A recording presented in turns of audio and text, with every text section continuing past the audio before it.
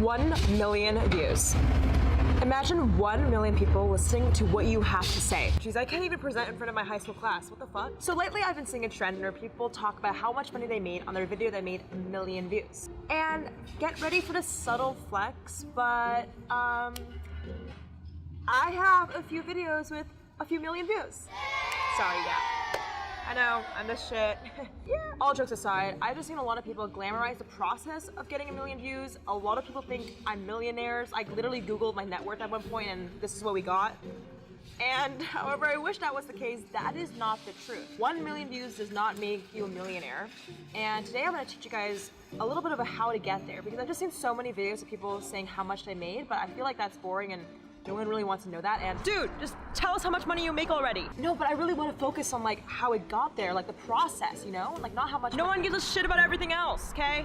Okay, fine. Today we're gonna talk about how much money I made in the first part of today's video, and then I'll teach you guys how to get there, because I've realized over my 8 years on YouTube that there's some things I've learned about the longevity and real strategy to grow a channel. So if you guys want to know more how to apply that to yours, we're gonna dive right in. Hey guys, welcome to my channel. My name's Jade. I'm an 18-year-old entrepreneur and I have a few businesses about social media, so welcome to the channel if you're new. On this channel we talk about social media growth and helping you grow your brand, so if you want to know more, make sure to give this video a like and subscribe to join the family. It's a fun little club we have here. Okay, fine. I'll cut to the chase. You guys want to know how much money I made? Let's just dive right in. So the most viewed video I have on my channel has 1.64 million views. It's about how to grow on YouTube, which is a little bit ironic. Anyways, you guys want to know how much? I made $3,387. So that was a video with almost over 1.6 million views. Let's take a look at another video with 1 million views. Make sure you got a sip or tea. So this video has 1 million views and it's about how to grow on Instagram. And I made $3,508 lifetime. Whew. So I don't know if you guys saw that, but a video with almost 1.7 million views made less than a video with 1 million views. By default, I should be making at least $4,000 on the 1.7, but in reality, that's not how it works. Basically, when advertisers put ads on your videos, it depends on how much your audience is valued. So if you have a younger audience, they're probably not gonna buy as much stuff. However, if you have an older audience, they might buy an iPhone, right? So Apple will place an ad on that demographic, meaning that market's gonna be more expensive. So because so many more advertisers are gonna target the older demographic, if your videos have an older audience, you're gonna get a larger cut out of that. It's all based on your viewership, not your views. So it can vary from video to video of how much you make. Typically the range I've seen is $500 to $10,000. This is my friend Shelby Church. She has a video that has 3 million views and it literally made $700. So as you can see, there's a lot of inconsistencies on YouTube. Now, bro, are you gonna talk about the time you got demonetized? Say it. Say it. Dude, why? I wasn't gonna tell them about that. Why'd you bring it up? Okay, fine. I've actually been demonetized on YouTube. What it means to be demonetized on YouTube is that YouTube says you can't be advertised at all. No one wants to place ads on you. So one of my videos is about how to travel and it has 200,000 views, but I only made $0, yeah. If you're curious, typically it's because I was cussing. I just say fuck, shit, bitch all the time and I can't stop. Just causing a problem. When I first had my channel 7 years ago, I used a lot of copyrighted music, so all those videos got demonetized because all the money went to the music label. So those are just 2 main reasons how you can get demonetized. So really, if you have 1 million views and get demonetized, you can actually make $0. Yay! Don't be like me. I should fucking stop cussing. Shit. All right, so now what I've been waiting for. How long did it take me to get monetized? I feel like there's so many small channels here. How long will it take you to blow up and become a millionaire? All right, so I'm about to reveal the truth and you're not gonna like this answer. I've seen a lot of people talk about, you know, how much money they made, but no one goes over how long it really took or the amount of work. Some people, it takes 5 months. For me, it took 8 years. I was only monetized in the year of 2018.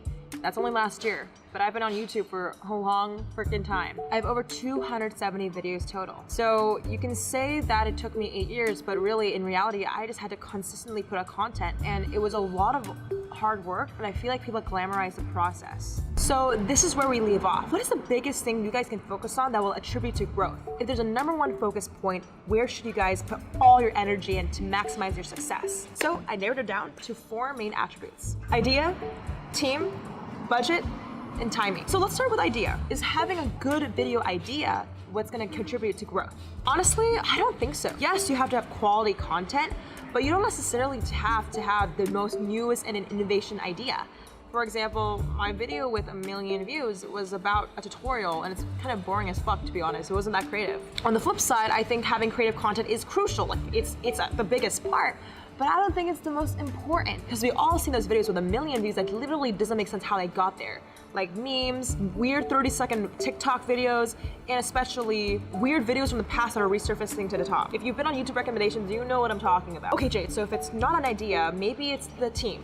Maybe you have to have connections with YouTube. You have to have a good editor to make it solid. Now, in the beginning, I thought it was team, right? Ryan Higa, who's a YouTuber here, has a team of 5, 10 of his friends that edits and creates films for him. He's able to be interesting online because he has a huge group and it's super entertaining. You know, sometimes making YouTube videos in your room alone or literally in the middle of the fucking street at a supermarket can be kind of lonely. But I think we've seen a lot of YouTubers succeed in their bedroom. Emma Chamberlain blew up to 1 million subscribers in only 3 months. And she was just making videos in her car, in her room. So there's really inconsistencies in regards to team. Okay, Jade. Let's just be honest though. The best YouTubers have the budget. Well, I don't actually think so. See, in the beginning, I thought people with the best sets or the ability to buy ads maybe can grow a channel really fast.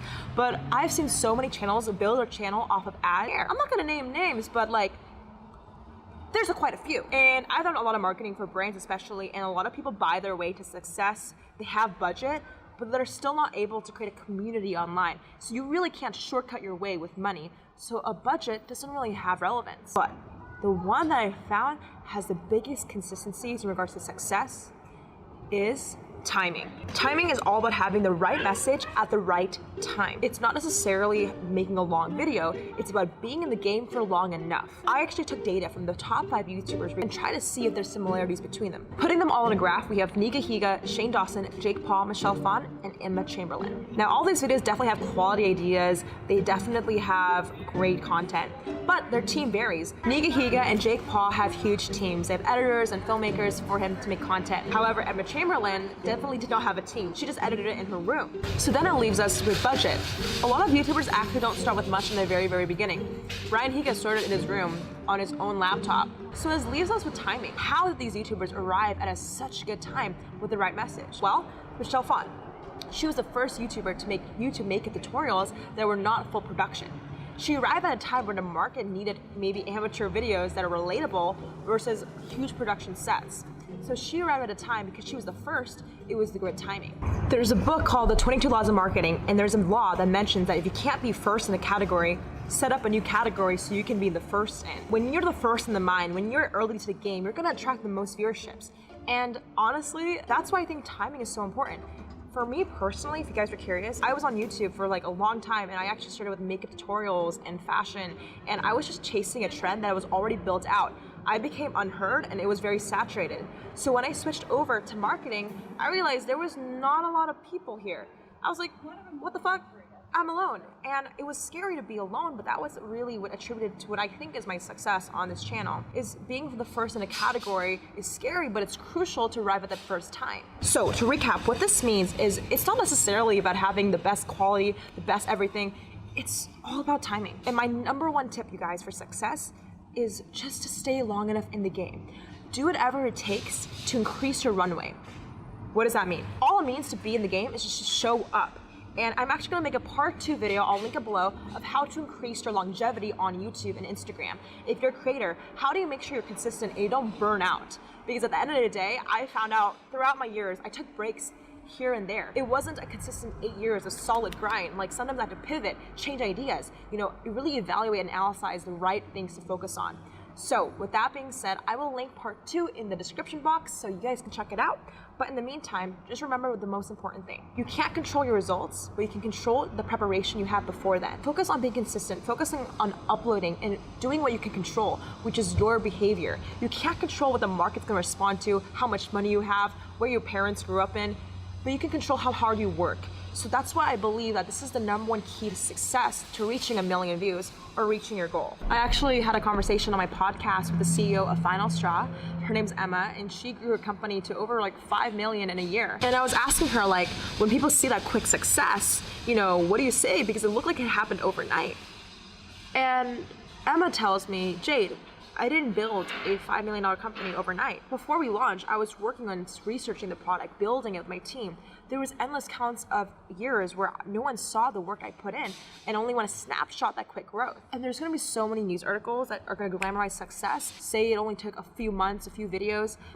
But that's not the case, because all the news and headlines are trying to do is just trying to get our attention with those numbers.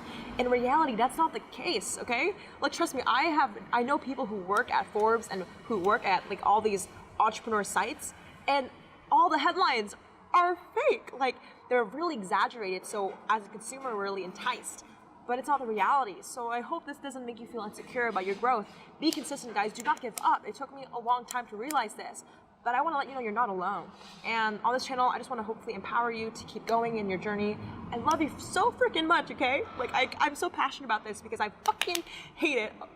Oh shit, I gotta really stop cussing. I freaking hate it when I see people online try to make their audience feel like shit when it's not the truth. So yeah, don't feel discouraged, guys. I'm really proud of your guys' success, and keep going. And I'm really proud of you guys. I love you guys so much, and shout out to the comment winner. Shout out to the comment winner.